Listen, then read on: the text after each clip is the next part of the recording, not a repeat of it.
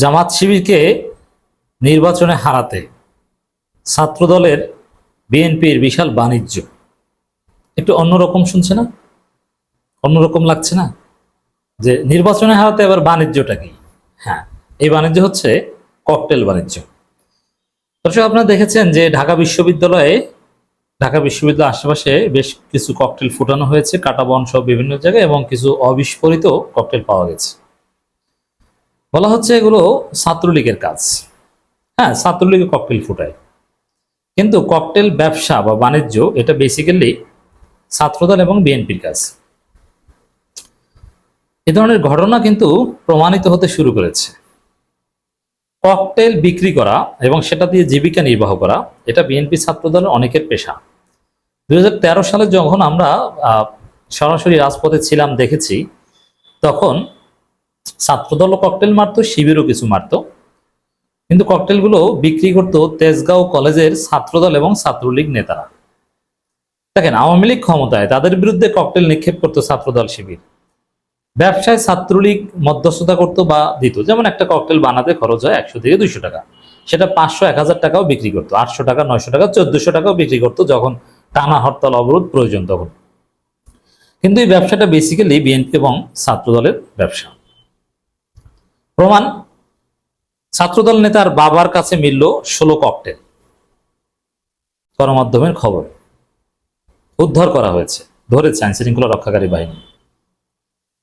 এখন এটা দিয়ে কি করে? বর্তমান সময়ে ককটেল, এখন তো আর সরকার বিরোধী আন্দোলন চলে না, এখন হচ্ছে যেমন এই ঢাকা বিশ্ববিদ্যালয় ছাত্র সংসদ নির্বাচন, এখন ককটেল ফুটিয়ে প্রমাণ করা যে ক্যাম্পাস অনিরাপদ, অতএব ছাত্র সংসদ নির্বাচনের করার পরিবেশ আসে নাই। কারণ কি?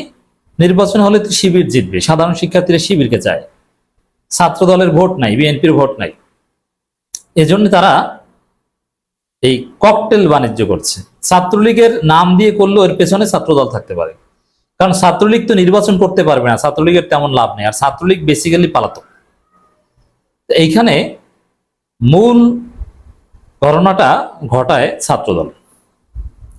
এখন বিভিন্ন জায়গায় অনেক নিউজে আপনারা দেখেছেন যে ককটেল সহ বিএনপি নেতা ছাত্রদল নেতা গ্রেপ্তার, অথবা এগুলোর নেপথ্যে বিএনপি ছাত্রদল। এবার তো ছাত্রদল নেতার বাবাই, এখন ছাত্রদল নেতার বাবার কাছ থেকে গ্রেপ্তার হয়েছে, আসলে এই ব্যবসাটা তো করে ছাত্রদল নেতা। এখন এই সময় ককটেল দিয়ে কি করে? সাপোজ হাসিনার বিরুদ্ধে ককটেল মারলে 1000 বার সমর্থন করি, যেমন শিবির 13 সালে আন্দোলন করতে যে ককটেল ফুটাতো, আমি 1000 বার সমর্থন করি। ককটেল না, শুধু এই যে সেতু ভবন পোড়ানো, কিংবা বিটিভি ভবনে আগুন, মেট্রো রেলে হামলা পোড়ানো, এগুলো সব সমর্থন করি। এগুলো আমাদের ছেলেরা করেছে, এরা বীর, এগুলো গোপন করার কিছু নেই। এগুলো না করলে হাসিনার পতন হতো না। অর্থাৎ ককটেল তো আপনাকে মারতেই হবে, কিন্তু এখন কি করবেন ককটেল দিয়ে? এখন হচ্ছে ওই জামাত শিবির মারো, শিবিরের বিজয় ঠেকাও, ছাত্র সংসদ নির্বাচন বানচাল করো, এগুলোর জন্য এখন বিএনপির এই ছাত্রদলের ককটেল বাণিজ্য। এটা হচ্ছে আসল কথা। দর্শক, খবরটা একটু আমরা দেখি। ঝিনাইদহের কালীগঞ্জ উপজেলায় 16টি ককটেল সহ বিএনপির এক কর্মীকে আটক করেছে যৌথ বাহিনী। এখন আটক করেছে একজনকে, কিন্তু এরকম প্রচুর ব্যবসা। এটা ঝিনাইদহের ঘটনা, কিন্তু ঢাকায় অভাব নাই, আমরা জানি। ঢাকা বিশ্ববিদ্যালয়ের ছাত্রদল বা এরা সাধারণত এই ব্যবসাটা করে না, এই ককটেল বানায় এটা তেজগাঁও কলেজ বা এরকম আরো আশেপাশে সোহরাওয়ার্দী কলেজ, কবি নজরুল কলেজ, এইসব প্রতিষ্ঠানের ছাত্রদল নেতারা ককটেল বানায়, মহানগরের নেতারা ককটেল বানায়, এরপরে ককটেল বিক্রি ঢাকা বিশ্ববিদ্যালয়ের ছেলেদের কাছেও হয়। আপনাদের নিঃসন্দেহে মনে আছে আওয়ামী লীগ আমলেও ককটেল সহ ছাত্রদল নেতা বিশ্ববিদ্যালয়ে ধরা পড়েছে, এরকম ঘটনা ঘটেছে, একবারে ব্যাগে ককটেল সহ ধরা পড়েছে। মানে ককটেল এটা বাংলাদেশের রাজনীতির একটা পার্ট হয়ে উঠেছে। এটা হাসিনার আমলে যদি কেউ করতো ঠিক আছে, কিন্তু এখন এটা খুবই ভয়ানক অপরাধ। ধরা পড়ে না, কিন্তু একটা ধরা পড়েছে, কিন্তু এরকম হাজারো চিত্র। বিএনপি নেতাদের, ছাত্রদল নেতাদের বাসা বাড়িতে অভিযান চালাক, অভাব নাই, এতে সব ককটেল এদের কাছেই পাবেন। আওয়ামী লীগের লোকজন এখন ভুলেও ককটেল বানাবে না, কারণ এখন তাদের কোনো আন্দোলন আদৌ নেই। তারা 3 জন মিলে রাস্তায় নামতে পারে না, কিসের ককটেল ফোটাবে? ককটেল ওটা অ্যাডভান্স লেভেলের আন্দোলনে হয়, যে না আরেকটু নাড়াচাড়া দিতে পারলেই মনে হয় দাবি আদায় হয়ে যাবে। আটককৃত আব্দুর রাজ্জাক মোল্লা 68, কালীগঞ্জ উপজেলা ছাত্রদল যুগ্ম আহ্বায়ক আবু তাহেরের বাবা, মানে গুরুত্বপূর্ণ পদধারী ছাত্রদল নেতার বাবা। এবং ওই গ্রামে মৃত আফসার মোল্লার ছেলে, তিনি বিএনপি রাজনীতির সঙ্গে জড়িত। তার মানে বাবা ছেলে মিলে একসাথে ককটেল ব্যবসা করেন। এ বিষয়ে কালীগঞ্জ উপজেলার জামাল ইউনিয়ন বিএনপি সাবেক সাধারণ সম্পাদক মোহাম্মদ আলী জানান, আটককৃত রাজ্জাক মোল্লা বিএনপির একজন কর্মী। তবে তার কাছ থেকে যে ককটেল পাওয়া গেছে দায়ভার সংগঠন নেবে না, দলীয়ভাবে এরা ককটেল বাণিজ্য করে, আর দায়ভার কেন নেবে না? ছাত্রদল বিএনপির একাংশের কাজই হচ্ছে ইনকাম সোর্স, এটা এই ককটেল ফুটাবে। আর বিএনপির রাজনীতির এটা একটা ইনস্ট্রুমেন্ট। এখন এই যে ছাত্রদল ঢাকা বিশ্ববিদ্যালয়ে ককটেল ফুটায় কি জন্য? যাতে নির্বাচন বানচাল হয়, কিন্তু পারবে না, নির্বাচন হবে এবং আরো ককটেল ফুটাতে পারে। এরা ককটেল ফুটিয়ে, এরা ককটেল সরবরাহ করে অন্য কারো মাধ্যমে, ককটেল ফুটিয়ে এরাই এবার মিছিল করে নিরাপদ ক্যাম্পাসের দাবিতে। কালীগঞ্জ থানার ওসি শহীদুল ইসলাম হাওলাদার বলেন, গোপন সংবাদের ভিত্তিতে এই গোপন সংবাদের ভিত্তিতে এরকম দুই একটা যদি উদ্ধার করা যায়, এটা জামাত শিবির এর বিরুদ্ধে তাদের তৎপরতার অংশ হিসেবে এবং বিভিন্ন জায়গায় ছাত্র সংসদ নির্বাচন বানচাল করতে এই ককটেল বাণিজ্য। দর্শক, আরেকটা খবর বিশ্লেষণ করব এই সাথে। ইঞ্জিনিয়ার ইশরাক পচে গিয়েছেন, একদম শেষ হয়ে যাচ্ছেন, পলিটিক্যাল ক্যারিয়ার শেষ, নির্বাচনে দাঁড়ালে ভোট পাবেন না, কারণ জনগণ তার উপর অতিষ্ঠ। 70টা তালা মেরেছেন নগর ভবনে। এই ইশরাক কার্যত হেরে গিয়েছেন, কারণ এত অঘটন ঘটিয়ে নিজেকে মাননীয় মেয়র দাবি করে ট্রলের শিকার হয়েছেন।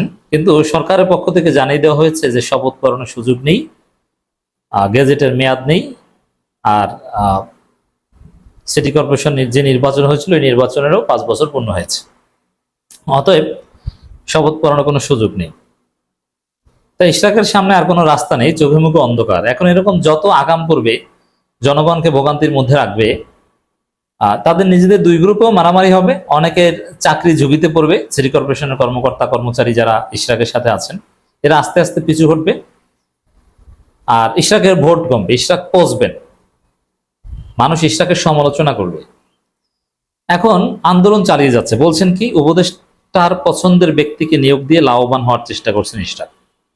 মানে এটা ইশরাক বলছেন, মানে আসিফ মাহমুদের দিকে ক্ষোভ। আচ্ছা দেখেন তো, একটু জনমত যাচাই করেন।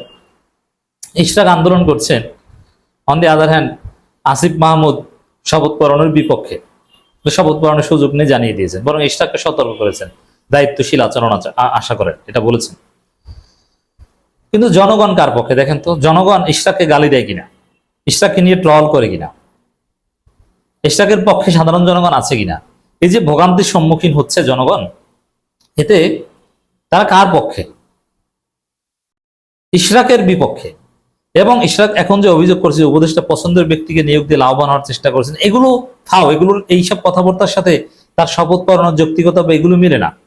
যে পছন্দের প্রশাসক বসাবে, এই কারণে নাকি তাকে মেয়রের পদে বসতে দিবে না, মানে এইসব হিসাব নিকাশ মেলে না। একজন উপদেষ্টা তার পছন্দের প্রশাসক নিয়োগের জন্য এত বড় ঘটনা ঘটাবেন, এগুলো জনগণ বিশ্বাস করে। মানে ইশরাকের যে ন্যারেটিভ, যে যুক্তি, কোনো কিছু এখন আর চলে না, ইশরাকের দিন শেষ।